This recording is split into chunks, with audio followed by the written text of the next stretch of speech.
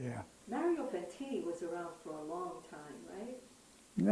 Not as long, not as long as you may think. He was there for a while. George Urch, was George Urch up there? Yeah, Oh, he was yeah. in the He school. was the dean, he came after Fantini Okay. in the School of Education. George was dean? George was dean. He Must might have have been a been sweet acting guy, dean. He might have been acting dean, but Yeah, I think he was. yeah, but he.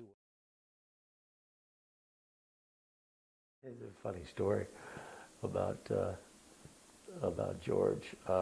Some of the folks in UWW, this is back now in '88, I think, were part of a suit because of the '03 situation, that they were hired as '03 people and they didn't get any benefits and all of that stuff, and so they made a suit for a pay increase.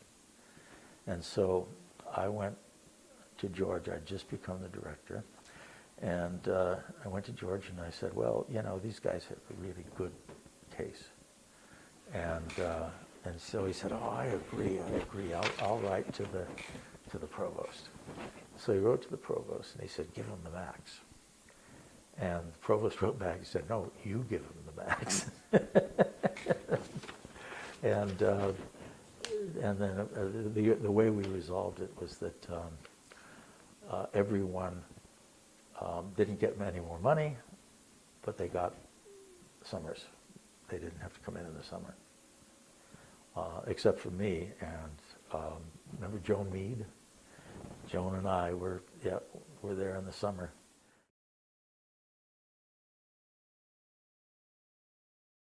And so there were all kinds of things like that as the university began retrenching economically, just pulling back a lot of programs. Remember the Global Studies program? Oh, there was, A lot of just died, Yeah. there were a whole bunch. Yeah. And we started out, or they started out, and then I joined, and then you joined. Yeah. We were actually a major budgetary unit on campus with an associate provost that we reported to. Right. And when one of the early budget cuts came, special programs as an MBU was dissolved. Yeah. That's And right. those of us who were still around had to go elsewhere. And Yeah. IP went to School of Ed, you went to School of Ed. And A number of them, like Stipik, Women's Studies, became freestanding for a while. academic departments in the appropriate Right. college across the campus. Legal Studies, there were a bunch that had already dissolved, Yeah. like Global Studies, a couple of others. I don't remember. A lot of really neat programs Yeah. in those days that Yeah. that little by little got. You remember Grant Engel? Well, Grant, this was in the early 2000s, and this is when we lost all of our state funding, all the rest of our state funding, and Grant's. I'm trying to remember the name of his program, Human Relations, Office of Human Relations, that was Grant. And he and I did a lot of interesting things. We used to have a forum that would, every other week, and we'd have people talk, and we wiggled some money out of the graduate school, and we were given, some money to do this and to do really to focus on working with students, advising, and that kind of thing. And so, and they just shut it down. They just, yep. And he lost his job. I mean, they didn't even put him in a different place. Yeah. So it had gotten, it changed. It changed a lot.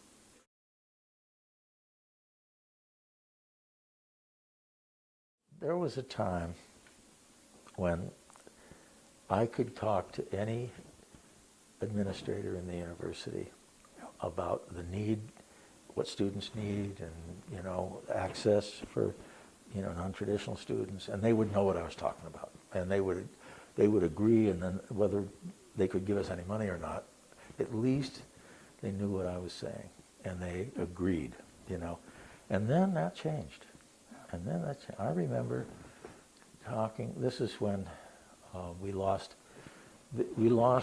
all the rest of our state funding over a course of 2 years. And when the funding was pulled, they had this sort of bridge funding, which was half of what we'd lost for 2 years. And so at the end of 2 years, meanwhile, we were creating all kinds of income-producing programs by at Mass Mutual, and we had and working with teachers and teacher aides, and trying to make money, and it went online, and we were just beginning to go online. And I went and talked to an associate provost, and I said, "Could we have one more year of bridge funding? I think we could make it if we just had one more year." And he said, "No, the deal was 2 years." And I said, "Well, what about access? I mean, you look in the mission of the university, and it says a lot about access." And he said, "Oh, we don't do that anymore." He said, "That's for community colleges." That's what? For community colleges. That's what community colleges do. So My response to that is not allowed on that camera. yeah. Well, I won't tell you what I actually said. So who was that? Well, you can edit it out. You shall, or he or she will remain nameless. Yeah. What era is that? What year is that? This was 2004, I think. Yeah, 2004. And so it really changed. And were you still there when Lombardi came? I retired in '01. No, then he came. I think he came after that. He had mugs made with his. He had this little motto that it's money counts, production counts, and time is the enemy. In other words, we have to make money. We have to make money. It goes back to Clark Kerr's, the uses of the university in the 1950s. Yeah.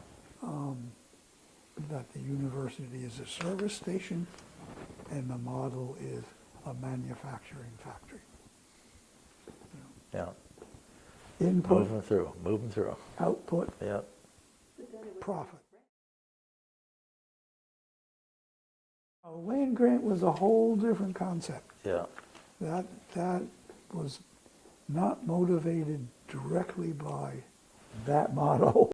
I mean, that was the state will put money into higher education that is working in service of the state. Right. That's very different. MIT is a land grant college. Yeah.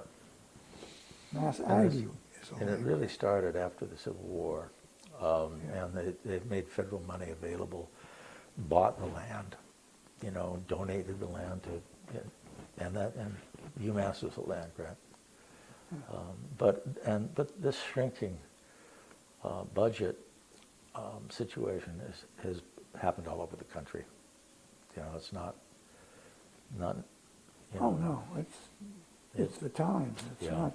It's It's the not times. just us.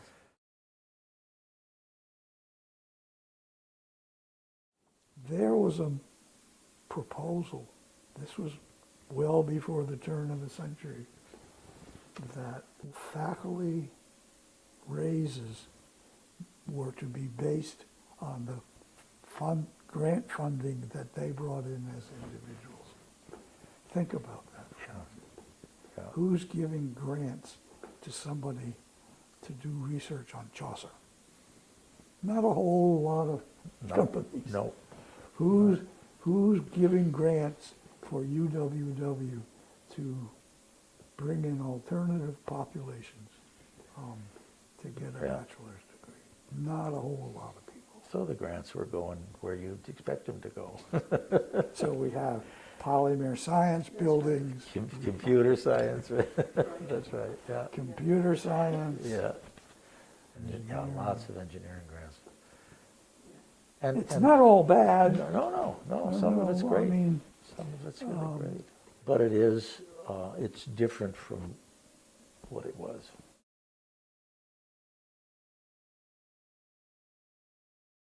Now, do you think that this might work in cycles, that it'll come back? no. I haven't seen that. You know, I think that so many aspects of our culture, of our society, have become monetized. That there's very little. I can't think of anybody who's saying, you know, we've got to focus more on the quality of the education that we're providing for students, and we need to focus more on access for non-traditional students or for low-income students that don't have this opportunity. I mean, low-income students,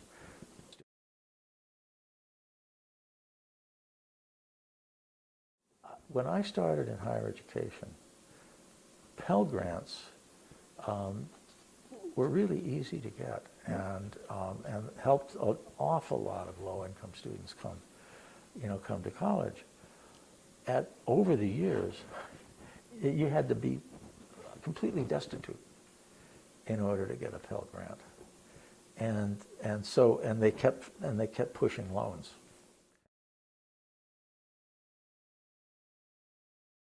When I was teaching at BDIC, the last years I was connected to the university, I would ask at the beginning, you know, of the class, how many of you have loans? Every hand went up. Then they start talking, how much are you in for? How much are you in? 20, 30, 40, $50,000. Yeah. And these young people, you know, they're going to be saddled with it. I know my daughter's in that same category. I mean, she's 46 now, and she's still got like $60,000 debt. Yeah. And it's just absurd. And you know, the expenses have risen profoundly. I mean, what it costs now to run a university is just, you know, because and the salaries of faculty and administrators have risen. Cost of the university has just gone really high, and so I don't see it going back the other way. Wish it would, but I just don't see it happening. And I don't know where it leads. I don't know where it goes from here. But it's a little scary.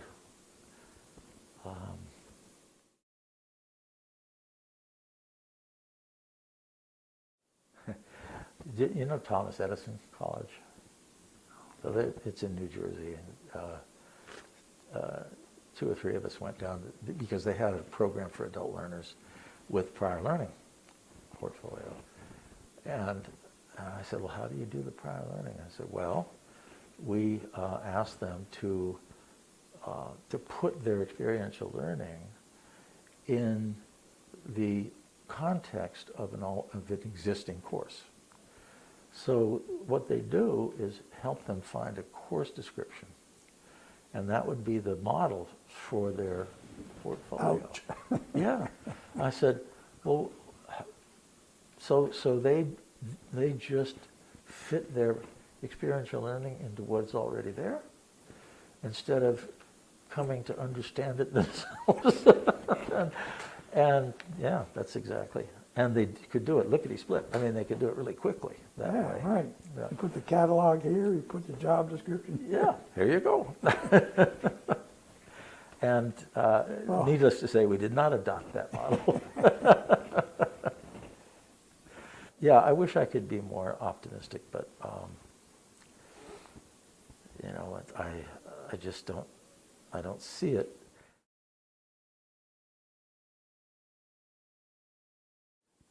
My son-in-law, I mean, this is on a high school level now. He teaches earth science in Belchertown High School. And he's 47, and he just gave his notice that he's retiring. And he just can't take it anymore. He can't take it. And he's a good teacher. And he loves the kids. But I think a combination of COVID, and this is another part of an online story. During COVID, a lot of public school teachers were asked to do online. And then, but they said, oh, well, you can't do it at home. You have to come into school and use the school computers to do it, which only means that they don't trust the teachers to do their work at home.